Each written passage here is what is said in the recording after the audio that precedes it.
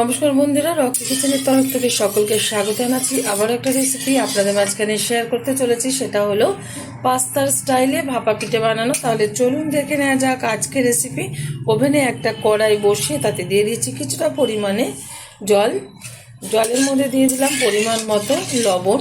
এখন জলটা ফোটার অপেক্ষা। তারপরে দিয়ে দেবো এর মধ্যে চালের গুঁড়ো, আতপ চালের গুঁড়ো। এটা আমি বাজার থেকে কিনে এনেছি।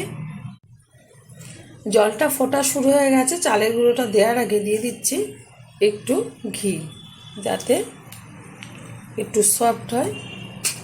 পিঠেটা করার পরে যেন শক্ত না হয়ে যায়, তার জন্য আমি একটু ঘি ব্যবহার করলাম। আপনারা এখানে সাদা তেলও ব্যবহার করতে পারেন। পিঠেটা কিন্তু ঠান্ডা হয়ে যাওয়ার পরেও আর শক্ত হবে না, নরমই থাকবে। এখন দিয়ে দিচ্ছি এর মধ্যে বাজার থেকে কেনা চালের গুঁড়ো, আতপ চালের গুঁড়ো। পরিমাণ বুঝে আমি এখানে ঢেলে দিচ্ছি। আপনারা আপনাদের পরিমাণ বুঝে ব্যবহার করবেন। এবার ভালোভাবে আমি সিদ্ধ করে নেব।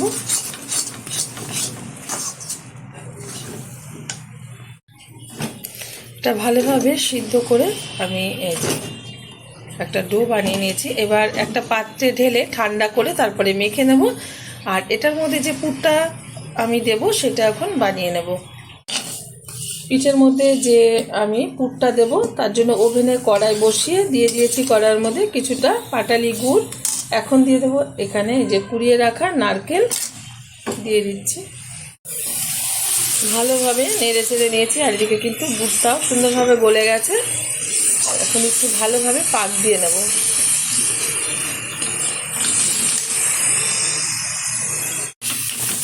নারকেলটা পাক দেওয়া হয়ে গেছে, নামিয়ে ঠান্ডা করে নিচ্ছি একটা পাত্রে ঢেলে। সিদ্ধ করা চালের গুঁড়োটা ভালোভাবে এই যে ঠান্ডা হয়ে যাওয়ার পর মেখে নিয়েছি। একটু সামান্য ময়দা দিয়ে মেখেছি, চালের গুঁড়ো দিয়ে কিন্তু মাখিনি। চালের গুঁড়ো দিয়ে মাখলে কিন্তু এটা ভেঙে যাওয়ার ভয় আছে, সেই কারণে একটু ময়দা ব্যবহার করেছি। এখন আমি একটু একটু করে লেচি কেটে নেব। অনেকটা কিন্তু রুটি করার মতো লেচি কেটে নিচ্ছি, বেলে নিচ্ছি। তার জন্য নিয়ে নিয়েছি বেলনি। আর গোল করে রুটি যেরকম আমরা করে থাকি সেরকমভাবে কিন্তু এইটা বেলতে হবে। আর এদিকে কিন্তু এই যে পুরটা ঠান্ডা হয়ে গেছে, হলেও কোনো অসুবিধা নেই। ওরকমভাবে বেলে নিয়েছি।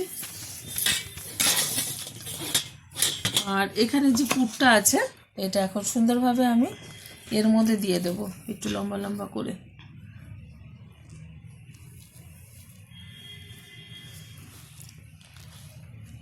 আমি একটু বেশি বেশি ব্যবহার করছি, আপনারা একটু সরু সরু করেও করতে পারেন, অল্প করে। একদম কিন্তু নতুন স্টাইলে আজকে করে দেখাচ্ছি পিঠেটা। আশা করি আপনাদের ভালো লাগবে। ভালো লাগলে আমার চ্যানেলটিকে সাবস্ক্রাইব করবেন, লাইক করবেন, শেয়ার করবেন। আর ঠিক যেরকমভাবে আজকে আমি পিঠেটা বানাচ্ছি পাস্তার স্টাইলে, আপনারা অবশ্যই ট্রাই করবেন। আশা করি আপনাদের ভীষণ ভীষণ ভালো লাগবে। একটু চেপে দিচ্ছি ফোল্ড করার পর। ছুরি নিয়েছি, এবার আমি এই সাইডটা কেটে দিচ্ছি।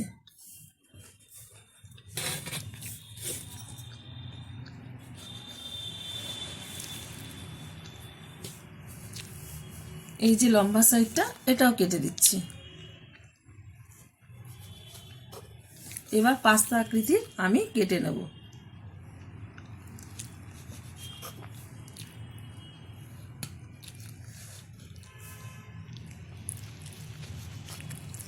প্রত্যেকটা এরকমভাবেই আমি করে নেব। যেগুলো এই যে খুলে গেছে একটু এরকম টাইট করে আমি দেখিয়ে দিচ্ছি। অনেক বন্ধুরা বলতে পারে খুলে গেছে, আর কোনো অসুবিধা নেই। প্রত্যেকটা এরকমভাবেই পুর ভরে আমি এরকমভাবেই টুকরো করে নেব। পাস্তা আকৃতির এই যে পিঠেগুলো কিন্তু আমি সব এই যে শেপ দিয়ে নিয়েছি। এখন আমি ভাপিয়ে নেব।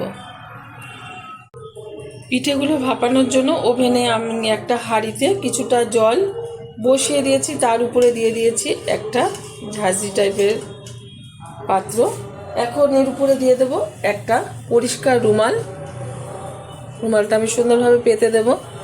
তো আমি এরকমভাবেই করে থাকি, এক একজন এক এক রকমভাবে করে থাকে, কারণ অনেকে কিন্তু শুধু এই যে ঝাঁঝরিটা যে পাত্র এর মধ্যে শুধু দিয়ে থাকে। আমি এর উপরে সুন্দরভাবে পিঠেগুলো সাজিয়ে নিচ্ছি।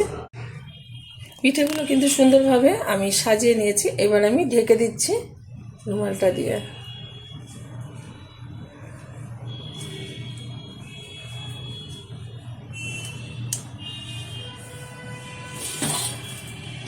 এটা আমি সুন্দরভাবে উপর দিয়ে একটা ঢাকনা দিয়ে দিলাম, আর এটা ভাপিয়ে নিচ্ছি প্রায় 15 মিনিট ধরে হাই আছে। 15 মিনিট বাদে ঢাকনাটা তুলে দিচ্ছি। এবার একটু খুলে দেখাই, ভাপে ভাপে কত সুন্দর হচ্ছে পিঠেটা। ভাপ কিন্তু উঠছে।